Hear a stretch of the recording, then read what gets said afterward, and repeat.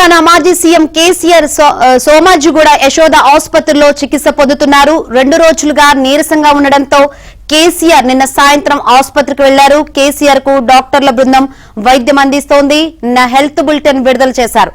ప్రస్తుతం కేసీఆర్ ఆరోగ్యం నిలకడగా ఉందని డాక్టర్స్ తెలిపారు. కేసీఆర్ వెంట ఆయన కుటుంబ సభ్యులు ఉన్నారు. అటు యశోద ఆసుపత్రికి ఎమ్మెల్సీ కవిత వెళ్లారు.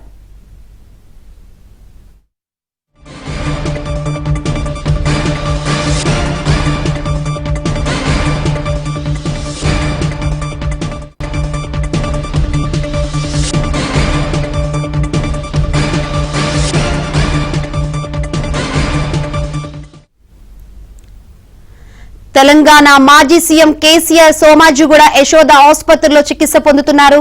2 రోజులుగా నీరసంగా ఉండడంతో కేసీఆర్ నిన్న సాయంత్రం ఆసుపత్రికి వెళ్లారు. కేసీఆర్ కు డాక్టర్ల బృందం వైద్యం అందిస్తోంది. నిన్న హెల్త్ బులెటిన్ విడుదల చేశారు. ప్రస్తుతం కేసీఆర్ ఆరోగ్యం నిలకడగా ఉందని డాక్టర్స్ తెలిపారు. కేసీఆర్ వెంట ఆయన కుటుంబ సభ్యులు ఉన్నారు.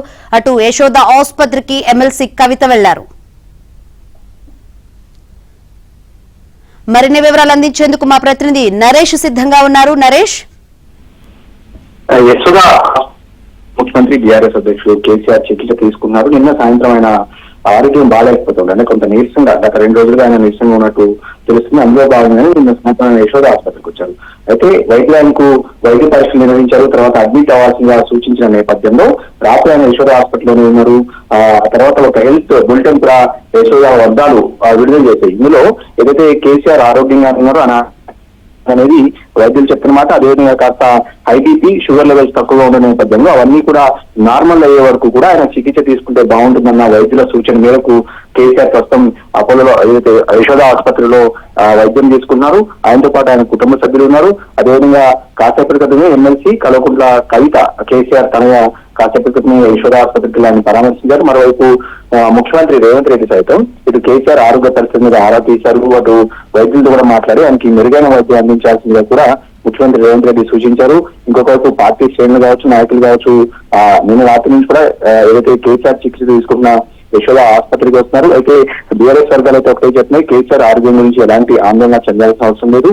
కేవలం ఆయన కాస్త నీరసంగా ఉండటం, వైరల్ ఫీవర్తో బాధపడుతుండటం, అదేవిధంగా సీజనల్ వ్యాధులు ఉన్న నేపథ్యంలో కాస్త ముందస్తు చర్యల్లో భాగంగానే ఆయన వైద్యం తీసుకుంటున్నారనేది బీఆర్ఎస్ వర్గాలు చెప్తున్నాయి. అయితే గతంలో కూడా కేసీఆర్ ఒక 15 రోజుల క్రితం కూడా ఏజీ ఆసుపత్రిలో వరుసగా 2-3 రోజులు వైద్య పరీక్షలు చేయించుకున్నారు. తర్వాత నందినగర్ నివాసంలోనే ఆయనకు 4-5 రోజులు ఉన్నారు. ఆ తర్వాత మళ్ళీ ఫామ్ హౌస్కి వెళ్ళిన కేసీఆర్ మళ్ళీ 10 రోజుల తర్వాత యశోద ఆసుపత్రి రావడంలో కొంత బీఆర్ఎస్ వర్గాలన్నీ కూడా కొంత ఆందోళన చెందాయి. అయితే ఇప్పుడైతే ప్రస్తుతం కేసీఆర్ ఆరోగ్య పరిస్థితి అయితే స్టేబుల్ గా ఉంది, ఎలాంటి ఇబ్బంది లేదనేది ఆసుపత్రి వర్గాలు చెప్తున్నాయి. ఈ రోజు మరొకసారి కేసీఆర్ ఆరోగ్య పరిస్థితి మీద బులెటిన్ విడుదల చేసే అవకాశం కూడా ఉంది.